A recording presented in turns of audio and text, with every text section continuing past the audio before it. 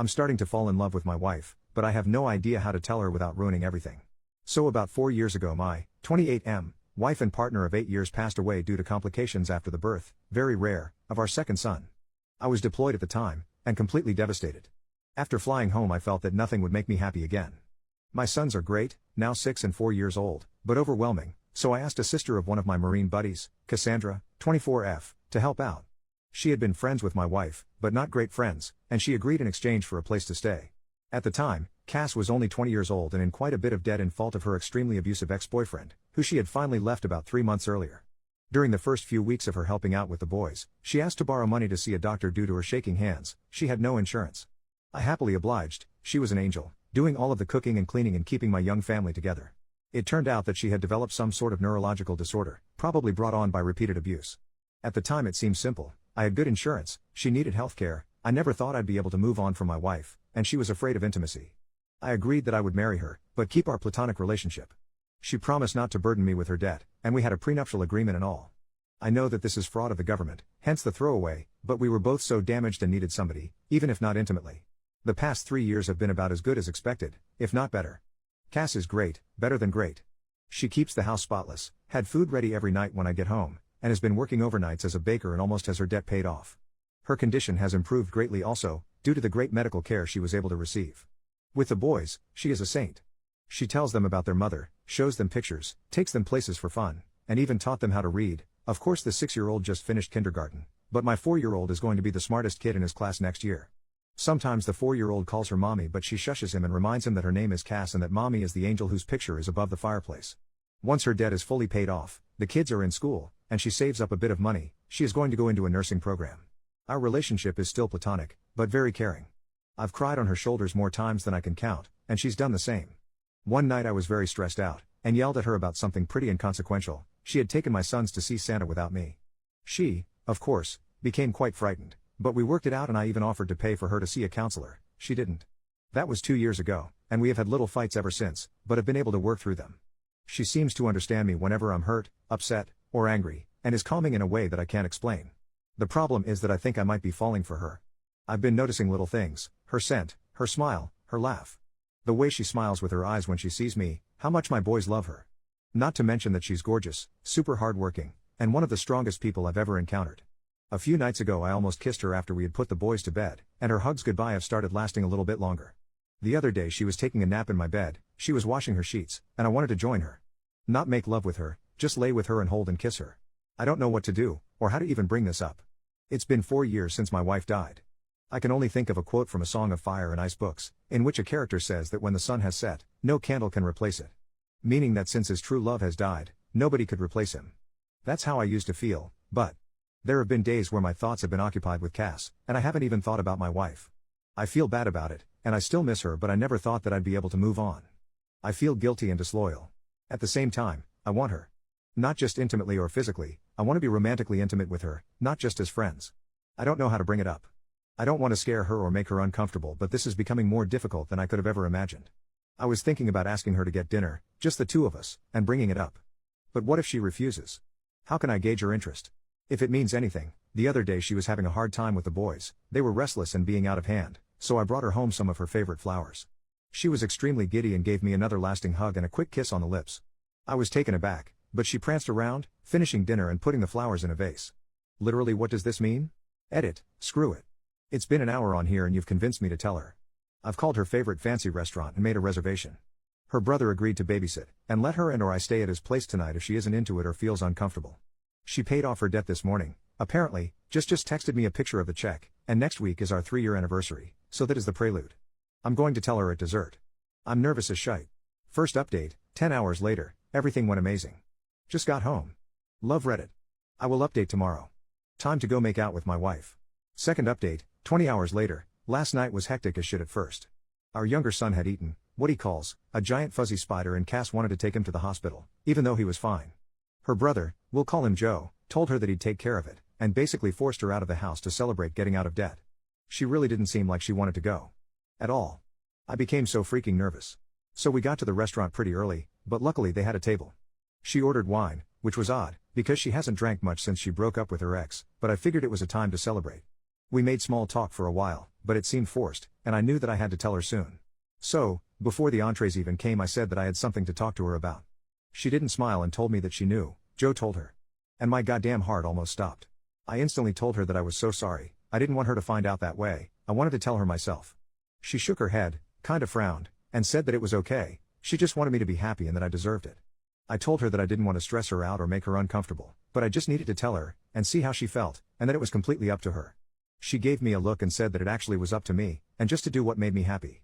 She said that she was probably going to move out after her program ended, and promised to stay out of the way until then.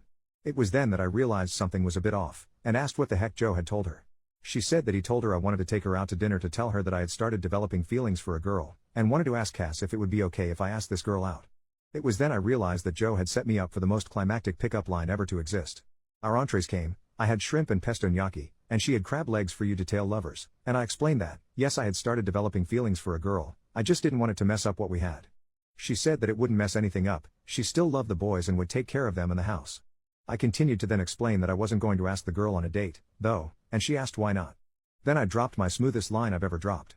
Because I'm already on a date with her. Right? Thanks Joe, because he must know about your planned movie and really wanted that line. She gave me this look that she gives my sons when they tell her things like I'm going to the mall by myself or I have a girlfriend named Sarah.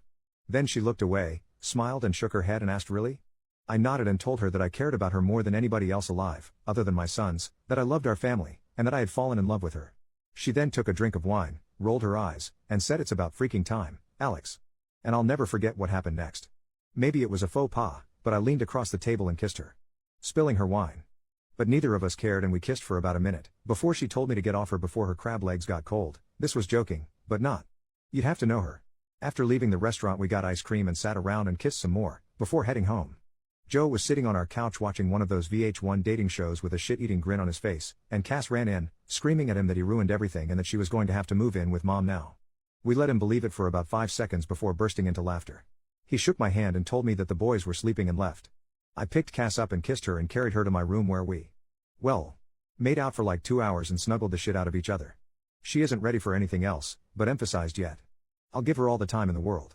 At one point the youngest son came in because of a nightmare, and brought his dog, a golden retriever puppy, and claimed that the doggy was scared so we of course, let him in. I woke up early to make everyone breakfast, and am about to go and kiss my wife goodbye, and ask my boss for the second part of the day off so that I can spend more time with her while the boys are at school and preschool. I'm really sorry I haven't replied to everything. I was a little busy, but thank you all for the support. Second update, 2 days later, my wife and I are doing fine. But I'm still unsure how to provide proof. I've lost the receipt for the restaurant and didn't pay with a card, and won't post pictures for obvious reasons, such as years of defrauding the government. But I will deliver and find a way. I promise, as a man of my word. Haven't I always delivered so far? And to those of you who are talking about a second wedding ceremony, we just kissed for the first time 2 nights ago. Overly attached Reddit? Finally, thank you to whoever gave me gold. I spent about $25 last night buying Joe beers. But next time, please use that money for real good. Take a vet to lunch, learn CPR, I don't know. But again, many thanks to you. I promise I'll update again in the future, but don't be angry if it isn't very often. I've been a little busier than normal. Cheers. Third update, about 3 months later, apparently I can't post this as an update because of some rule. It's fine. I'd advise anybody to look through my past submissions. I don't think I can post them on here, if you are interested in what happened about a month ago. But apparently this is a different issue. Hey everybody. I hope your workday is going well. My day has been crazy. Everything has been going wonderfully lately though. It was somewhat strange at first explaining it to our friends and family, but most of them had already caught on. Including my sons, who act as if nothing has changed. I'm pretty sure that they knew the entire time. Anyways, last night I came home and Cass was out of it. Dinner was burnt, which is no big deal. I can't really cook well or anything, but it's out of character for her, and she was drinking, lightly, only 1 or 2 glasses of wine. I asked her what was wrong, obviously I was concerned, and she told me that her ex-boyfriend got parole last week. I was flabbergasted, since she should have been able to testify at his parole hearing I believe. Apparently the crime that he was incarcerated for was unrelated to the abuse, which I had always assumed was the reason, but Cass had been, 1, assured it would put him away for a decade at least and, 2, had been far too afraid to testify against him or press charges. Apparently he'd been arrested for this felony, and when he was being held, he asked her to post bail, but instead she asked my first wife for help moving out and moving on. I don't know what to do. I don't think that we have any legal ways to put him back into prison. She knows that she should have gone to the police and is guilt-ridden and upset about it now. I know that she's going to be safe, because if he tries to even contact her, I'll take a legal recourse of action to make sure that he doesn't so much as touch her. I've taken off work today, but promise that even when I go back, I'll have my buddies stopping by throughout the day. But I don't know how to make her feel safe. I've contacted my lawyer about filing a restraining order, and he said it shouldn't be too hard, but she's a mess. I just don't know how to make her believe that she's. I doubt this piece of crap will come around, but I know what I'm going to do if he tries. Fourth update, about 1.5 years later. Hey Reddit. I first of all would like to apologize for not keeping you guys updated. I've honestly just been pretty occupied with life lately, and last night I had trouble sleeping. I was just browsing the internet when an article came up about Reddit and I thought, I wonder how those nice people are doing. Then I signed in and realized that a lot of you really care about how my life is going with Cass. The answer is pretty well now. Things got tough for a while when her ex was released from prison last year though. She was so afraid that he'd contact her. Until he did. I remember that night like it was 5 minutes ago. Somebody rang our doorbell and the oldest son answered. He asked for Cass. She told the boys to go upstairs and gave me a look and I knew. But she didn't look scared. The bastard apologized and begged for forgiveness and asked for a second chance. She was so brave. I wanted to unalive him but she told him no and asked him to leave. He did, and he tried to contact her a few more times before we eventually got an order of protection against him. Last I heard he moved upstate to live with his dad, or something. Around this time her brother Joe also got into a really bad car accident and ended up having to move in with us for a while. He's a great guy and one of my best friends, so we didn't mind, but it was a stressful time. About 7 or 8 months ago we finally, consummated our marriage, I guess you can say. The boys are doing great and are really happy. Cass got a pretty good job, although I think she's working too much overtime, and loves it. We're expecting our first child in February and couldn't be more excited. You could say that life is pretty good. I'll be around for another few hours if you guys have any questions. Fifth update, about 2 years later. It's a girl. Technically she was born early March, but I didn't want to make the title it was a girl. Sorry for not updating. It was a pretty rough pregnancy, and Cass has put her foot down about wanting more. I guess 3 is enough, but everything turned out great. Little Therese was 21 inches and 9 pounds at birth, and as bald as I am. She's way easier than the boys were, she hardly ever cries and is the most photogenic baby ever. Our youngest son is completely smitten, and always tries to help, but it's less cute than you think. Joe is also doing good. He's dating a girl who actually went to my high school, 2 years younger than me, though. He's pretty happy with her, and we're all very happy for him. Other than new fatherhood, there's not much to update. I'm home watching the baby today while Cass is out, so I should be around for a while.